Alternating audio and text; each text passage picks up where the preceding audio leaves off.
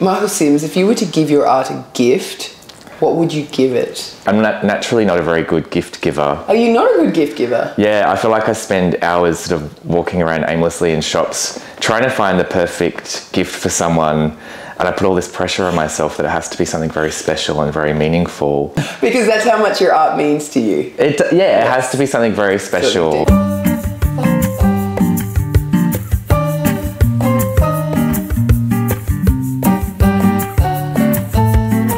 When did you first notice your art? It was something that I guess was always just there in my life. Yeah, I don't think there was ever a moment where it just sort of was something that I noticed. It just was there. And drawing and painting was always just part of my life when I was, as far as I can remember.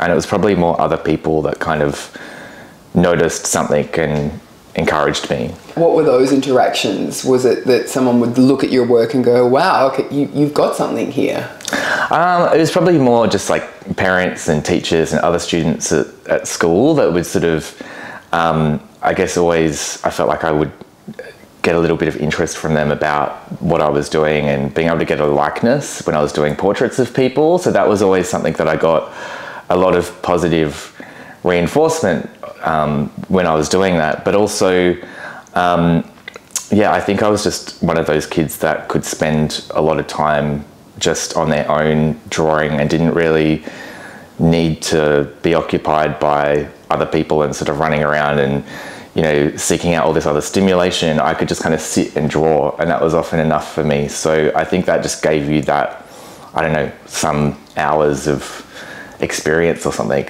Yeah. When did you know you had committed to your art?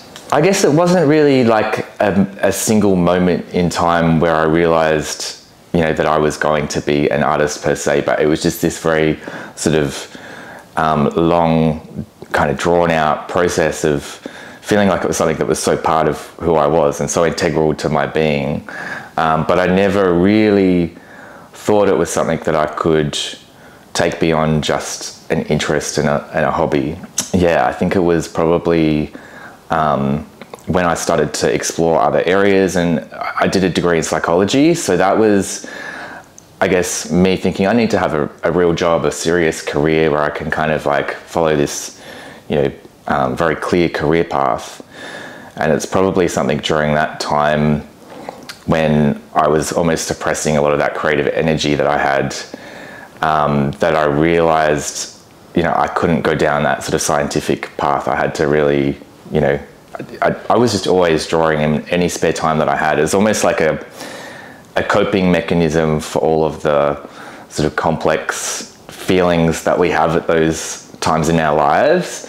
And then it was, it was almost like I just had to keep doing it. And then I couldn't suppress it any longer, and it just sort of started to slowly take over my life. So it was like a gradual committing. Yeah, yes. Would you say you're fully committed now? Oh, 100%. I guess it's always been something that I knew was there, that I was like, it was an unwavering part of my life, but it was just, kind of letting it take over everything was this slow, it was almost like this sort of addiction that was just there that slowly took over everything.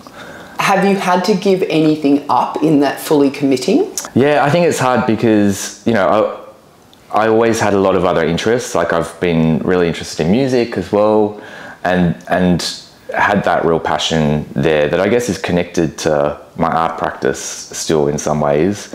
But, I felt like I couldn't really invest the time into that area if I wanted to continue developing my creative practice. So yeah, I think it's still really nice to have, you know, that ability to still play piano, because I was going to say, there's a piano in your studio at the moment. Yeah. Jones has left there. Do you ever like hop on and play? It's been really amazing to have like that access to a piano in my painting space, because usually they're quite separate. Yes.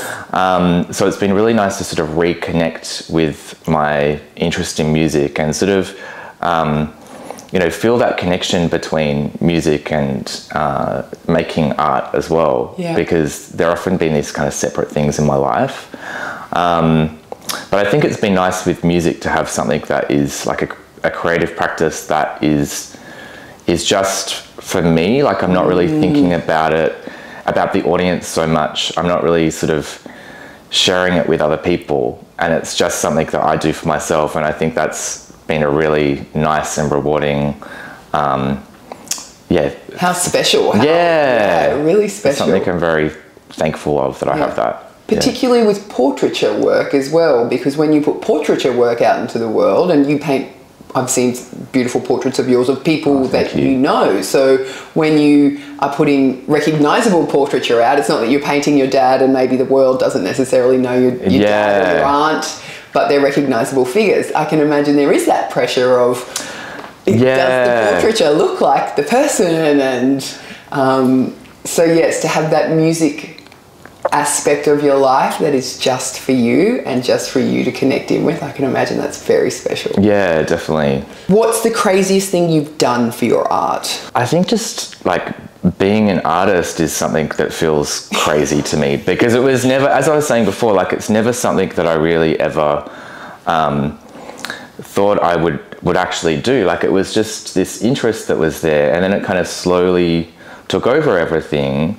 And so I have these moments in my life now where I'm thinking, this is crazy that I'm actually doing this. And I think, you know, particularly when I was in, you know, the earlier stages of exhibiting my work, there was often, you know, a lot of challenges with logistics. I didn't really understand how to get things to and from places. And I just remember having an opportunity to exhibit work interstate and thinking, I'll fly over with all of the work myself. And, you know, I stacked all of these paintings into this box, like a sort of Tetris kind of thing.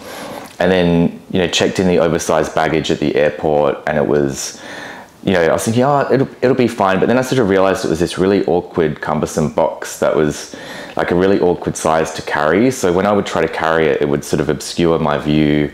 And then I'd either have to carry it like that or sort of drag it along the ground. And I was trying to save money, and rather than getting an Uber, I was trying to get the train and the bus. I just remember sort of carrying this huge box that was whacking into people, whacking into corners constantly, and thinking every time that was happening that I was like damaging another artwork somehow.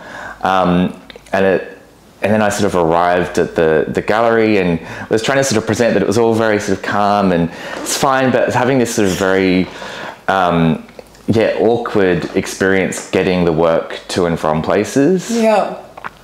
Did everything arrive okay? Everything arrived okay, but I just sort of realized now it is so much easier just to organize couriers. But I think, but at that stage I was trying to do what I could to save money. Totally. Yeah. Totally. That's very understandable. And like you say, until you don't know unless you know. Right? Yeah. So there's not some guidebook that goes, save yourself the anxiety, pay the $200 or whatever, you know? Like, have you ever fallen out of love with your art? No, I think it's something that's like always, it's always been there. It's always been something that I just needed to do. And I think it's almost like, you know, when you meet someone that you know it's just there. The connection's just there. Yeah. And I've never had to worry about, I don't know, it's something that has,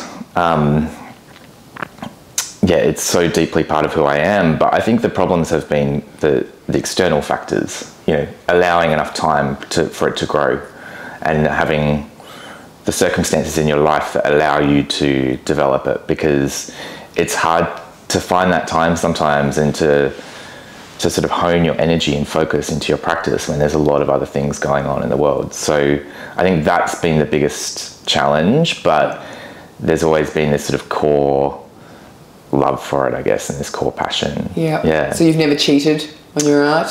I would say it's more of an open relationship. I love that. We have an understanding. Yeah, we have an understanding. They're happy for me to go and experience other things, but they know that there's no threat to their they are always number one.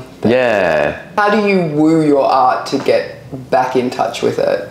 Well, again, I think it's something that I haven't had to, because that love's always been there. I haven't had to do too many things to try to sort of like, I feel like there's no shortage of ideas and things that I want to express and convey with my art. but it's been more just having to structure my life that I can. So how do you do that? How do you like structure it to give it priority? Finding that structure is something that's always, I think, a real challenge for any creative person, because you're almost, you know, your days can end up quite shapeless sometimes. You know, you need to be, what I've found is effective for me is actually having a lot of, what I found is very effective for me is actually like planning my days, planning my weeks, and actually designating big chunks of time where I'm just in the studio, where there's no other things happening around me. And when you're kind of just a little bit shapeless and getting distracted by a lot of other things that are coming and going, it can really affect your ability to get into that kind of like deep creative space, which is what energizes my creative practice. Yeah. And so I almost need to sort of shut out a lot of these other things that are going on. Understand that, like, yes, you need to be replying to emails, you need to be going to events, you need to be supporting other artists and being there for other people in your life. But then making sure that I've designated certain amounts of time each week to just being in the studio, having the right music playing, having these things that will get me into that creative flow. Yeah. Because otherwise it's just all, you become untethered to it, and it all becomes this sort of shapeless thing that's, and I've been in that place before where I feel like I'm just kind of not really connecting with my practice. And I think it's because I've let too many of those other things kind of distract my days. Final question. What's your top tip for keeping the passion alive in the studio? I'd say experimentation. Yeah. Playing with like different mediums, different tools that you can kind of use to try new things. And I think for me, like a big part of what energizes my creative practice is also consuming other art forms. So live music is a massive one. You know, going to the movies, seeing things where like faces and bodies and people are lit really beautifully. It kind of sparks so many ideas for my own practice. So that's something that I find, if I'm ever feeling like a little bit sort of uninspired, like I don't quite know where I'm going with things, I find consuming as much other sort of art is something that just fills me up, and then I'm able to sort of channel that back through into my paintings. Yeah. Michael, thank you so much for joining us on Two Red Chairs. My pleasure.